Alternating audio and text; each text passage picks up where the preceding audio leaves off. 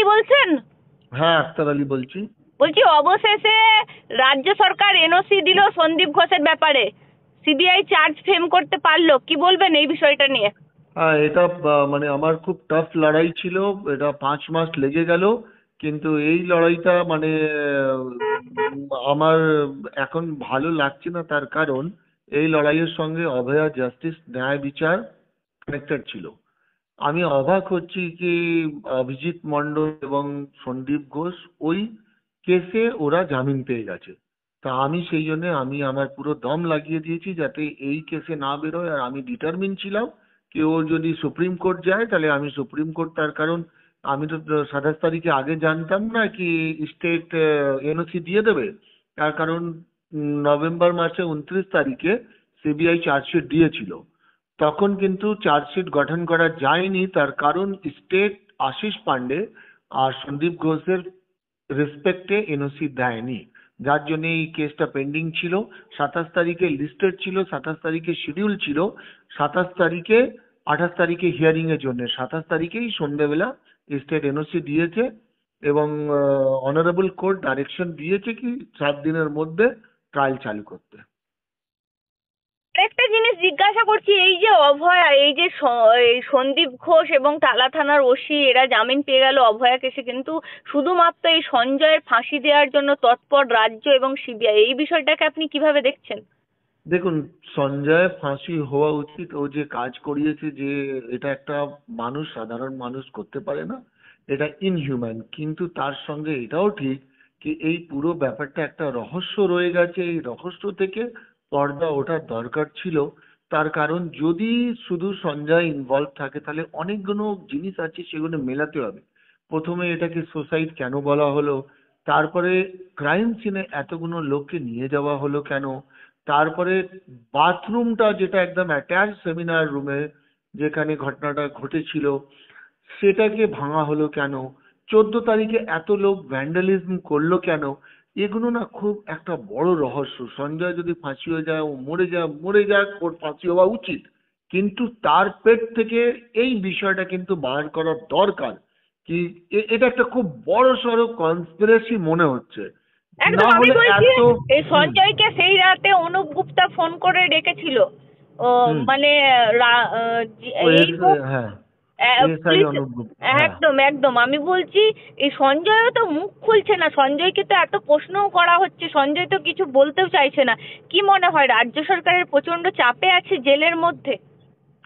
দেখুন, এইটা আমার পক্ষে বলাটা একটু অসুবিধে, কিন্তু আমি বলবো যারা ধরুন অভয়ার মা বাবা তো না এখন স্যার, ফাইল একটা করেছেন। জিনিস আমি আপনাকে হ্যাঁ। বলছি যে হুম। আপনি যে ধরনের চাপ ফেস করেছেন এই সন্দীপ ঘোষদের বিরুদ্ধে মুখ খুলে, সেরকম তো এই সঞ্জয়ও তো সেরকম সিভিক ভলেন্টিয়ার, মানে এই রাজ্য সরকারের এখতিয়ারভুক্তই রয়েছে। তো তার ক্ষেত্রেও আরো চরম চাপ হতে পারে, যারা পেছনে আছে তাদেরকে লোকানোর জন্য। আহ, হতে পারে, হতে পারে, কিন্তু কারা পেছনে আছে এটা তো রহস্য রয়ে গেল। ও যদি মরে যায়, ওর ফাঁসি হয়ে যায়, তাহলে ফাঁসি হওয়া উচিত। আমি বলবো হি deserve highest punishment, capital punishment.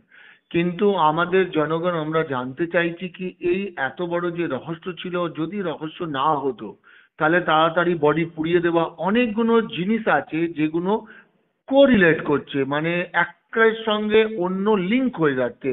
কেন বডি তাড়াতাড়ি সেখানে কাউন্সিলর থেকে বডি কেন ডিসপোজ করালো? তো এটা এখন কয়েকদিন যদি ওকে কাস্টাডিতে রেখে ওর কাছ থেকে কিছু জিনিস যদি বার করা হয়, তাহলে এটা অভয়া মা বাবা, এবার যে কোনো মা বাবার যে ব্যথাটা, এই ব্যথাটা মানে নিয়ে ওরা লড়ছে, ভাবুন ওরা কোন জায়গায় আছে। ওদেরকে তো আর এখন বেনজির আক্রমণ করা হচ্ছে, ওদেরকে শাসক দলের তরফ থেকে বেনজির আক্রমণ চলছে যে ওরা এইটা তাকে চাই।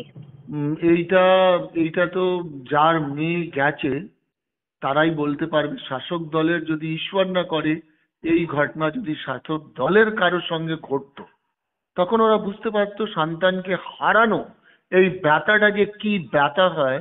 যে মানে আর কি বলবো, মানে এটা তো এখন মানে এসি রুমে বসা, চেয়ারে বসে বড় বড় মন্তব্য করাটা খুব ইজি। আর মানে এমন একটা ব্যক্তি মন্তব্য করছেন যে নিজে আজ অব্দি ক্লিন চিট পাননি এখনো। কিন্তু আপনি তো জানেন ওনার বিরুদ্ধে সিবিআই, পিবিআই, ইডি ফিডি অনেক কিছু হয়েছিল। তা আমার কুণাল মনে হয় ঘোষ, যদি উনি ক্লিন চিট কুণাল পেয়ে ঘোষ থাকেন। মন্তব্য করছেন, মদন মিত্র মন্তব্য করছেন। না, আমি নাম ধরে কাউকে বলছি না, কিন্তু কোনো মানে লোককে মন্তব্য করার আগে এটা ভাবা উচিত কি আমি যদি ওর বাবার জায়গা হতাম তাহলে আমি কি করতাম। প্রথমে সেটা এই জিনিসটাকে মানে অ্যাজ এ মানুষ হিসাবে ভাবা উচিত। ও কেন গেল, ও বাধ্য হলো কেন, এক কোর্ট থেকে অন্য কোর্টে যেতে বাধ্য হলো কেন? তার কারণ সবাই বিচার চাইছিল, আমরাও বিচার চাইছিলাম। সঞ্জয় রায়কে তো 48 ঘন্টার মধ্যেই অ্যারেস্ট করা হলো। তারপরে যে তথ্য প্রমাণ লোপট এইসব যে কথা উঠলো, এগুলো ঘটলো, অনেক কিছু ঘটলো। তো এই জিনিসগুলো সব কিন্তু রহস্য রয়ে গেল, আর পর্দা উঠলো না, এক্সপোজ হলো না। আমরা চাইছি এর পেছনে কে আছে, বা ধরুন আর কারা কারা জড়িত তারাও আমি শাস্তি পাক। বলছি স্যার, একটা জিনিস আপনি হুম। খুব ভালো বলতে পারবেন। এই যে সন্দীপ ঘোষ যখন প্রিন্সিপাল ছিল, এই যে আরজি করের এর মধ্যে মানে ওইখানে পার্টি চলতো, এমনকি যেদিন তিলোত্তমার হ্যাঁ, এই ঘটনা ঘটে সেদিন রাতেও দুটো পার্টি চলছিল। এই একদম ঠিক একটু যদি কথা। আমাদেরকে যদি একটু বলেন যে হ্যাঁ, কিভাবে এই যেদিন ভয়ঙ্কর পরিস্থিতিগুলো হতো আরজি করের মধ্যে। আমি তো আমার এর আগেও ইন্টারভিউতে বলেছি কি আরজি করের মধ্যে মদ্যপান হতো। আরজি করে গেস্ট হাউসে এই সন্দীপ ঘোষের যারা পেটুয়া ছাত্র তারা গেস্ট হাউসকে মিসইউটিলাইজ করতো, এবং আমি এটাও বলেছিলাম কি গেস্ট হাউসকে টেম্পোরারি সিল করে দেওয়া উচিত যেখানে এসব নোংরা নোংরা অসামাজিক কাজ হতো। এবার ধরুন মদ বা এইসব ধরনের জিনিস ওখানে কমন ছিল সন্দীপ ঘোষ জমানা। সেটা ওর আগে হতো না আরজি করে, আর এখন ওটা আলটিমেটলি স্যার পুরোটাই বন্ধ হয়ে আমি গেছে। বলছিলাম স্যার, আটতলায় এই যে আটতলার রহস্যটা কি বলুন তো, আটতলায় পার্টি চলছিল। আটতলায় পার্টি চলছিল, ওখানে একটা ওটি আছে, ওখানে ওটি আছে 7th ফ্লোরে ক্যাজুয়ালিটি বিল্ডিং এ, সেখানে পার্টি চলছিল। আর একটা বয়েজ হোস্টেল আছে, বয়েজ মেন হোস্টেল আছে, সেখানেও পার্টি চলছিল। ওখানে এই কিছু তার মধ্যে একজন যে আশিস পান্ডে অ্যারেস্টেড আছে, তারা পার্টি করতো এরকম মানে ছাত্রদের যারা থ্রেট কালচারের পার্ট, যাদের বিরুদ্ধে থ্রেট কালচার নিয়ে কমপ্লেন হয়েছিল, যাদেরকে টেম্পোরারি সাসপেন্ডেড করা হয়েছিল, এরকম 39 জনকে আরজি করে কমিটি ওখানে কলেজ কাউন্সিল বহিষ্কার করেছিল। ওদের বিরুদ্ধে ইনকোয়ারি চলছিল। তো এটা হতো, এটা মানে কোনো বাট স্যার এটাতে আরেকটা জিনিস অ্যাকশন। বলছি স্যার, আটতলায় ওটি রুমের মধ্যে পার্টি চলতো মানে। ওটিটা একটু আইসোলেট জায়গা, ওখানে যেহেতু মানে সবাই তো যেতে পারে না, ওটি প্রোটেক্টেড জোন। এবার ওটির ভেতরে একটা রুমের মধ্যে কি ঘটছে বাইরের লোকের জানার কথা না। ঠিক ঠিক। যাদের অ্যাক্সেস আছে ওখানে এসওটি বলে ওখানে একটা রুম আছে, মানে চেঞ্জ রুম বলুন, সার্জনদের রুম বলুন। এবার যারা অ্যালাউ করছে, এবার তাদের তো দায়িত্ব না। আমি গভর্নমেন্ট প্রেমিসেস এর একটা মধ্যে জিনিস ধরুন। আমি একদম বলছি স্যার, একটা জিনিস জিজ্ঞেস করবো, ওই যে রুমটার কথা বলছেন এসওটি রুম, হুম। ওই রুমের মধ্যে সবার 7th ফ্লোরে। প্রবেশ নিষেধ ছিল নাকি? হ্যাঁ, ওখানে তো যারা সার্জন বা যারা সার্জনকে অ্যাসিস্ট করতো তারাই যেত, সবার তো যাবার কথা নয়, ওখানে তো পৌঁছবার কথা নয়। তারপরে ওটির ভেতরে যেতে গেলে ড্রেস চেঞ্জ করতে হয়, মানে নর্মাল ড্রেসে আপনি যেতে পারবেন না, আপনাকে স্টেরাইল জোন এবং গাউন ফাউন সব পরে যেতে হয়, চটি ফটি খুলে চেঞ্জ করে যেতে হয়। তো অনেক মানে এগুলো হচ্ছে একদম স্টেরাইল জোন ওটির ভেতরে। ওটির একটা জোন শুরু হয়ে যায়, সেই জোনের পরে বাইরে কাপড় এলাও থাকে না, চেঞ্জ করতে হয়, বাইরে চটি জুতো এলাও থাকে না, এবং মাস্ক ফাস্ক পরে যেতে হয়। তো ওখানে গিয়ে যদি পার্টি করা হয় এটা খুবই লজ্জা আর দুর্ভাগ্যজনক। এবার যারা করতেন তাদেরও আমি বলবো, এবং যারা অ্যালাউ করতেন তাদেরও বলবো। এবার এটা তখন যেহেতু সন্দীপ ঘোষ এইসব ব্যাপারকে প্রমোট করতো, সেই জন্য কোনো অ্যাকশন হয়নি। এখন আশা করছি এখন আর মানে হচ্ছে না এইসব জিনিসগুলো। একদম আমি বলছি স্যার, একদম এই যে ক্রাইম সিন অল্টার হচ্ছে, মানে অল্টার হয়েছে এটা পরিষ্কার রিপোর্টে পাওয়া গেছে।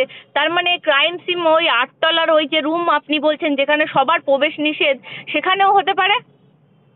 হতে পারে, ওটা তো মানে যারা তদন্তকারী সংস্থা তাদের ওটা প্রমাণ করতে হবে। আমাদের তো কোর্টের দেখুন একটা সব থেকেই আছে কি প্রমাণ ছাড়া আপনি যেগুলো বলবেন, যা বলবেন সেটা আপনাকে ঠিক।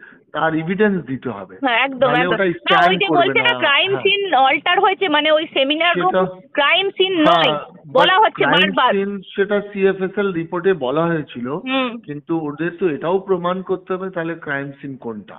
ঠিক। সেটা তো বললে প্রমাণ করতে হবে না। এখনো আমি পর্যন্ত যখন স্যার ওই 8 তলার রুমটা কিন্তু চাবি দেওয়াই আছে, মানে ওখানে কিন্তু কেউ ওটা সিল করা প্রবেশ আছে। করেনি, ওটা কিন্তু সিল করাই আছে। একদিন হঠাৎ করতেই ওই 8 তলার রুম খুলে যায়। আরেকটা জিনিস স্যার বলছি, এই যে সঞ্জয় ছাড়া সবাই বলছে সঞ্জয় একাই দোষী, সঞ্জয় ওখানে ছিল, এই যে সাধারণ মানুষ তো বিশ্বাস করছে না কিছুতেই।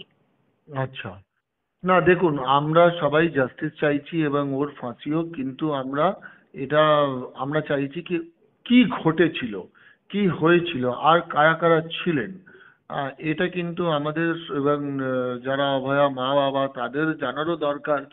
এবার আমরা জনগণ হিসাবে আমরা এই একটা আরজিকর একটা টিচিং ইনস্টিটিউশন, এটা তো একটা মেডিকেল কলেজের ভেতরে হয়েছে, এমন নয় কি রাস্তার যে কোনো জায়গা হয়েছে, সিকিওর একটা সেমিনার রুম, সেখানে যে ঘটনাটা ঘটলো, তো এটা এটা লাগবে না তো। এটা তো মানে আমার তো মনে হয় এটা বের হওয়া উচিত। একদম। এবার আরেকটা এটা, জিনিস, ঠিক স্যার, হ্যাঁ, আরেকটা জিনিস হচ্ছে 4 জন যারা খাবার খেয়েছিল তাদেরও মানে সাক্ষ্য প্রমাণে অসঙ্গতি, তার সাথে যারা খাবার খেয়েছিল তারাও ঠিক মতো কথা মানে তারা যে সব সাক্ষ্য দিচ্ছে তার মধ্যেও যথেষ্ট গড়বড় আছে। মানে এই যে বিষয়গুলো, মানে টোটাল বিষয়টা একদম যে বলা হচ্ছে সমস্তটাই তো গড়মিল এই মুহূর্তে দাঁড়িয়ে, আপনি যে রহস্যর কথা বলছেন।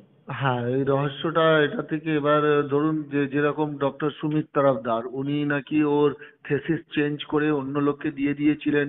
এবার উনি ওনার কর্তব্য পালন করেননি ওনার ভিপি ভিজিটিং ফিজিশিয়ান অনুযায়ী।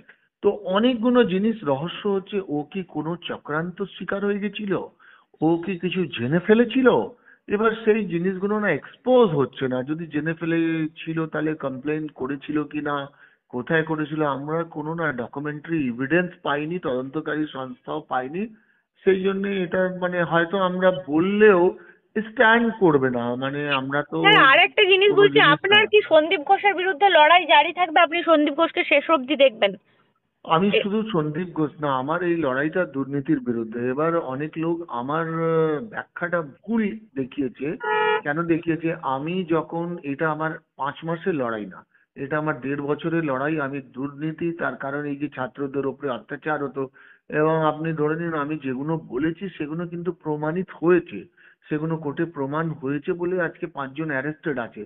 হতে পারে কোনো অন্য মেডিকেল কলেজ, অন্য হাসপাতাল, কোনো জায়গায় এইসব দুর্নীতি আছে যেটা নিয়ে কেউ লড়ছে না, কেউ হুইসেল ব্লো করছে না।